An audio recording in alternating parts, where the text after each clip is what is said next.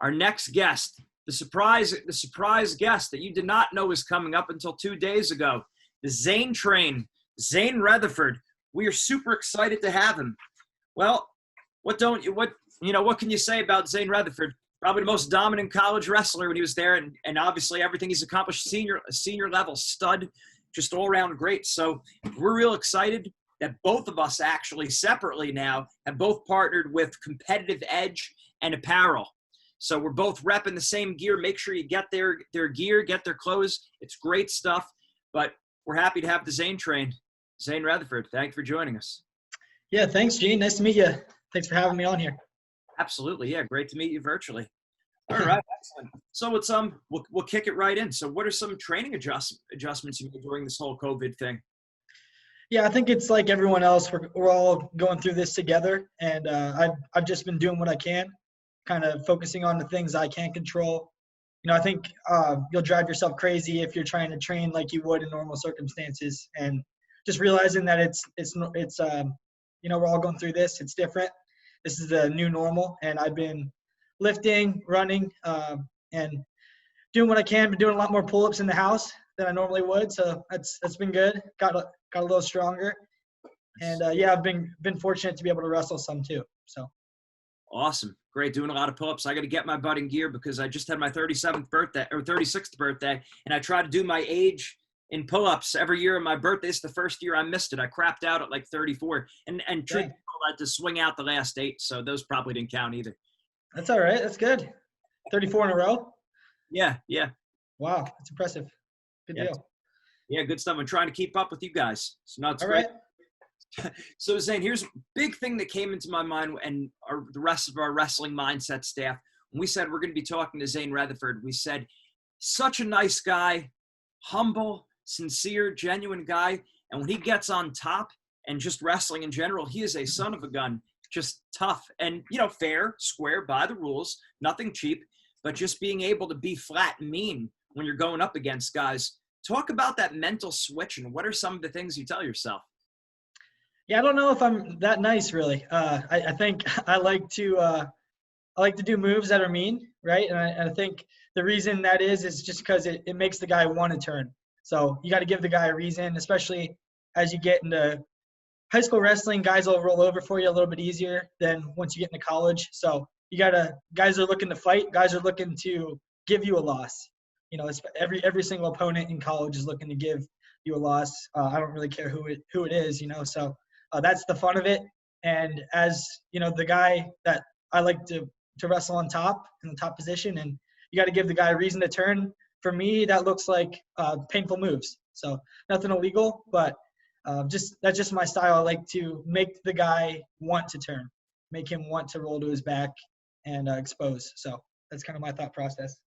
I remember hearing something similar like that with Nick Simmons. He said, it's his choice. He's choosing not to roll over and getting pinned. Like, I'm legal, I'm fair, square by the rules. He could roll over and get pinned if it hurts that bad at any point in time. So yeah, Nick, I know he has a mean front headlock, and that's the same thing. The guy could roll over if he wants to. So same exact idea. Yeah, it's just crazy because I have a lot of coaches, a lot of parents. I know myself when I was younger, 7th, 8th grade, kids very friendly, too friendly on the mat, always like hugging the opponent after. Not that I'm saying that's bad or anything, but sometimes they just don't, or I didn't even flip that switch as much as I needed to. We're kind of separating, hey, we're on the mat. You're not my friend. I'm not mad at you, but you're not my friend, and it's nothing personal. Yep.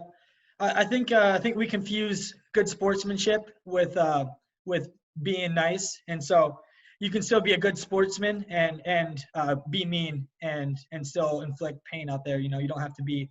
I'm not being dirty, and I'm not doing things that a good sportsman wouldn't do. But you can still be, yourself and play within the rules. Still wrestle hard, and at the end of the day, sometimes I've had to compete against teammates, and that's especially true when you're wrestling against a guy that you're going to be training with the next day. So you just got to be friends at the end of the day, but also we're looking to win. So being able to separate those two things and realizing that they don't have to be separate. You can do the two at the same time. That's great. And I really love what you said there about sportsmanship. And I wasn't planning on bringing this up, or I just didn't pop into my head. But that is something I always remember about you in all the wrestling world. Not remember, we see it now firsthand that, you know, your demeanor, you see a lot too much, I think, showboating in college and excessive emotions. And it gets a lot of play on these different sites because it draws a crowd. It looks like UFC or WWE. One thing I always think about with you is, yes, genuine emotion, but it's not a gesturing at the opponent or the opponent's coach. It's not overly like, I didn't expect to beat you. Talk about that a little bit. I think the wrestling world needs a lot of that right now, and you're just the guy for that. Yeah, I think guys choose to celebrate a little differently. You know, some people, I've never been one to have something premeditated, you know, at the end of a match. And I have, you know, at the end of matches, I've showed emotion, I've gotten excited, I've, you know, flexed, like I'm sure, you know, but I think that just comes out sometimes. And I don't know, some people choose to approach that differently and choose to have a premeditated celebration. Maybe that's a result of MMA. You know, you see a lot of that in MMA. You see a lot of that in football. You see a guy get a touchdown, do something sweet, and then spike the ball, or, you know, do something cool with the ball. And I guess that's all fun. I don't do it myself, so I can't really speak on that too much. I just like to score points. That's my thought process. And sometimes I guess raw emotion comes out at the end of a match when you do something exciting. So that's kind of been my thought with celebrating, I guess. Absolutely. And, you know, you hear a lot of Penn State guys talk about that, just scoring points and like making that the primary focus, even above winning. And a lot of people say it, but a lot of people aren't really living with that. And I see you've lived by that. Your teammates have lived by that. Talk about it. What's helped ingrain that? Do you guys speak? Did you speak about that a lot as a team? Is that a continued point that's driven home by the coaches?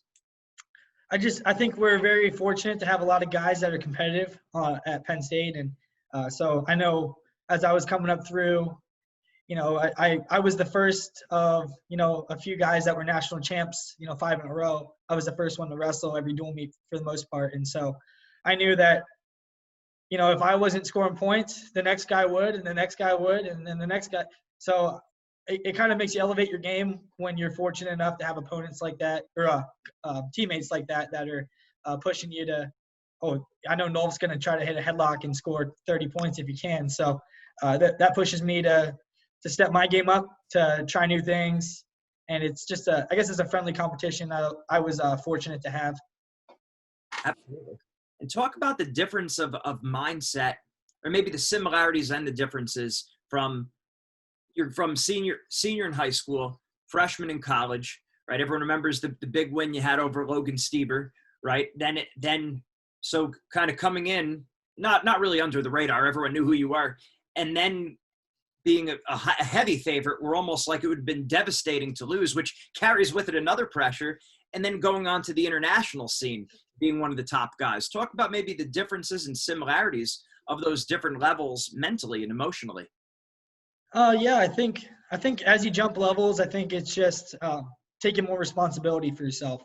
And I think that's what I've kind of carried. You know, you graduate, you go from middle school to high school, and your parents are pretty much taking you to every practice. And then in high school, you got a little more freedom. Maybe you're just learning to drive, and now you're the one driving yourself to practice. And then there's more responsibility. You go to college, your mom and dad aren't really holding your hand anymore, and it's your coaches aren't either.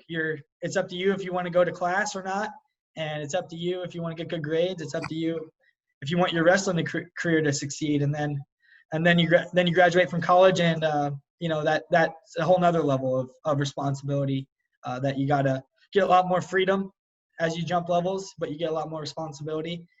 And I think that's kind of been my mindset, is just using that wisely and knowing what, you know, I'm 25 years old now. I know what I need to work on.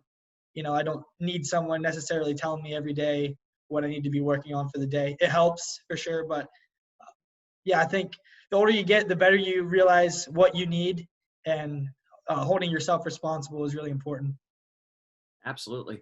And Zain, talk about when you know you're going up against the same opponent over and over. That's a big mental thing for a lot of wrestlers, really all wrestlers. You're going up against the same guy. Like even you take a guy like Yanni, right? We know he does certain things differently than other people.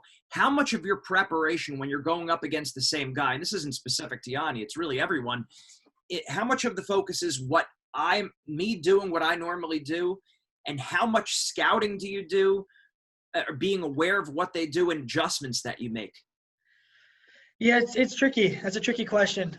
You get a lot of wrestling is, you go to tournaments and sometimes you expect that you're going to wrestle a certain opponent. Maybe you expect that you're going to make the semifinals or something, and then you're going to meet up with this person that maybe it's your adversary or something. So, but maybe not. Sometimes, you're training for that guy and one of you doesn't make it to that semifinal match or something. So I don't do too much scouting. I like to just feel ready no matter who it is. And that's kind of that calms my mind. I feel myself, especially when I was younger, when I'd be at tournaments, I'd be feeling emotions like, say I just won in the semifinals, I'd be waiting for the finals of a tournament. And I had some time, I would want to know who won that other side of the bracket. And maybe I just got off the mat and I'd be like watching that other match to see what's happening. And I don't do that anymore. I think it's not that it's a waste of energy, but I just like to have confidence in knowing that I'm ready, even regardless of who it is that wins on that other side of the bracket or whoever's in front of me next. And that just easier for me to think that way. Makes a lot of sense. I was going to ask you that too. What's the energy management like, or your strategy for managing the emotions, the mindset, everything? College 3-day tournament NCAAs versus 1-day tournament now. Yeah, it's there's advantages and disadvantages to both. Like the World Championship years, there's it's 1 day until you reach pretty far into the tournament, and so you got guys that are past medalists that you'll wrestle every single round, and you don't really have time to think. You got 15 minutes, so in between those matches a lot of the time. So that's nice in that it doesn't benefit a guy that gets tired maybe, but someone who overthinks things that benefits you because there's not much time to think really. You're just on to the next match. But that's what makes the NCAA tournament so much fun. I know every year it's a 3-day tournament, and most of it is just it's a mental thing for sure. It's that mindset, just having the right mindset, being able to disconnect from the tournament and move back to, okay, I just wrestled this match, not worrying about the team race, not worrying about what else is going on around us right now. We're just focused on, okay, we got this next opponent, and I got to score as many points as possible, and not looking too far ahead, not looking at the team score, not worrying about if my teammate just won or lost, even though that's, important as well. And just having the mindset that, my best effort, whatever that looks like, is what's best for the team in the long run. It's what's best for myself and what's best for the team. So carrying that forward. Excellent. Now you said disconnect. At what point after your match do you disconnect? Is it right away? Is it that you pull a little bit of weight then, or you stretch it? And then at what point do you re-engage again? It's different for every single competition. I don't know. I just go with the flow, and there are times where maybe I have some time to watch a teammate that has a big match, and I will watch it. So I think that's important too. Supporting your teammates when you can. Myself, I know I wouldn't if I was at the tournament for 2 hours after I was wrestling and I didn't have to wrestle till the night session or the next day. It's probably not a great thing if I'm there 2 hours after I just wrestled a match and cooled down and maybe cut some weight or something. It's not great to hang around there. So I like to get out of there. Some guys like to stick around more and watch. And you just need to know yourself. You get to learn how you handle situations. And yeah, I err on the side of getting out of arenas when I can and get some fresh air. Yeah, that's what we usually tell our wrestlers too. Just getting away so you're not watching wrestling the whole day, because it wears on you. You feel it in your stomach and in your mind racing. Yeah. So yeah, that's great stuff. Now, big thing you see with the Penn State wrestlers, in great shape. Seems like they could go all day. Roughly, what would you say would be a good breakdown of how you should be training if you were coaching a team? Is it like what percentage block drilling? Like, okay, now you're drilling your singles, now you're drilling your front headlocks, now you're drilling this, versus play wrestling versus live wrestling? Because those are three separate things, right? The block drilling, the play wrestling, and the live. And maybe the play wrestling is great because it doesn't wear your body down, but it's not the same as the live. Maybe you need a little bit more block drilling. I know there's no exact answer, but what's kind of a good breakdown of that? Yeah. Yeah, I don't know. That's a tricky question. I think you got to know your guys as a coach. If you're the one making those decisions, you got to know your guys. If you got two guys that are not learning, maybe you need to back them off a little bit and focus more on the drilling and block wrestling like you're speaking about. But you got guys that are out of shape. Maybe you need to focus more on, if you are drilling, maybe you're doing more fast-paced drilling and stuff like that to get them in better shape. And maybe more live wrestling. You also don't want to get guys injured. See a lot of guys get injured when you're live wrestling and the summertime, you guys aren't ready. People get, especially with this quarantine stuff, I think that's really important. I think a lot of people are probably anxious to get back to live wrestling. I see it every time I'm at a youth wrestling camp. I teach at a clinic for 2 hours and then they're like, okay, it's time to go live. And I'm like, well, these guys probably haven't wrestled in 2 months and now they want to go all out full tilt. Probably not a great situation. There's probably going to be some blood or someone's going into a wall. And so, yeah, I think as the coach, you got to make those educated decisions, realize the circumstances that your athletes are under. And it's different. It's different for each individual. So that's a tricky question. Yeah, no, I remember when I presented at the Pennsylvania Coaches Convention a few years ago, Jake Varner presented, and he was talking about the importance of play wrestling. And we asked, well, how frequently should we be play wrestling? And he said, every day. So I guess the next follow-up question, I never had a chance to ask him, but how much every day is that, should it be about a half hour? Should it be an hour? Should it be in the beginning of practice? Should it be at the end? What do you think? Yeah, I know for myself, I get the most out of my training when I'm doing that kind of stuff after a workout. So I go, an extra whatever, couple minutes. Doesn't have to be much, but say practice has ended. We just had a great live session, and you always see guys that are hanging around, 10, 30 minutes after the workout's even over. A lot of guys like to just get out of there, and I think that's most of the country. So how are you gonna when the margin is so small, as you get to college wrestling, as you get to the after college wrestling, as you get to the world level, everyone's tough, everyone's put time in. And how do you get just a little bit better? You spend 10 to 30 minutes after a practice that you already feel tired and you do it anyway. So those are the times that I get better in my training, I've noticed for myself. Yeah, so the play wrestling at the end of practice. So you just guys do whatever. You got conditioning, you do your live, and then it's like, well, now it's just play wrestle for 10, 30 minutes, something like that? Yeah, and it doesn't even have to be play wrestling. It can just be, okay, maybe the partner you're wrestling with or one of your buddies is like is struggling in an area, or you were struggling in an area that day. So you get spend 10 to 30 minutes after practice and you just go in that area. It doesn't even have to be play wrestling. It can just be drilling. And you just focus on that, and you just got 30 minutes better at that area of wrestling that you wouldn't have if you just walked out of there and got some food. And over a career, that those decisions make a big difference. Yeah, that makes sense. And I think about live. Sometimes I remember a Penn. It's funny because whenever I say Penn, people are like, oh, you went to Penn State. I don't even correct them anymore. I'm like, yep, Nittany Lions. Oh, wow. No, I tell them. But no, I say you could go to UPenn, you go to Penn State, just don't go to the state Penn. There you go. Nice. That's good advice. So there it is. But I remember us doing sometimes a half hour live, and it was like maybe a guy got 1 or 2 takedowns, and I think it was because it would be everyone's pacing themselves. So it almost seems like maybe sometimes there's a limit to how much live wrestling we should even be doing. Maybe sometimes it's too much, sometimes not enough. What are your thoughts? I don't know. For myself, I like live wrestling. So I have no problem with it. When coach is saying, all right, we're going live for 20 minutes today, I get a little nervous, but I get excited. So I guess my thought as a guy who's still training, not as a coach yet, but as a guy who's still training, I'm looking forward to live.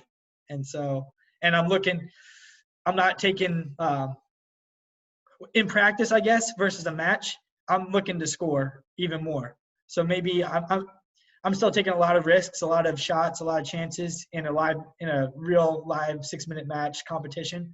But especially in practice, when I got 20 minutes, we're just going nonstop. I'm looking to shoot a lot more, and I'm not looking to just be strategic as much, I guess, on my shots. I'm looking to push my lungs, push my cardio, and I think kids get in a mindset in practice sometimes where when they are going live, they're just looking to win a 2-1 match. It just comes back to what we said in the beginning. You know, you got to look to always score, and that starts in practice. So Awesome. Zain Retherford, awesome stuff. Really appreciate your time. Great information you gave us. Keep it going. We're all rooting for you. Awesome. I appreciate it. Yeah, good luck with this. Take care. Thanks a lot. Yep, God bless you, thank man. you. We'll see you. Yep, you too. All right, excellent, team. So again, any questions, make sure you drop it in the Q&A box.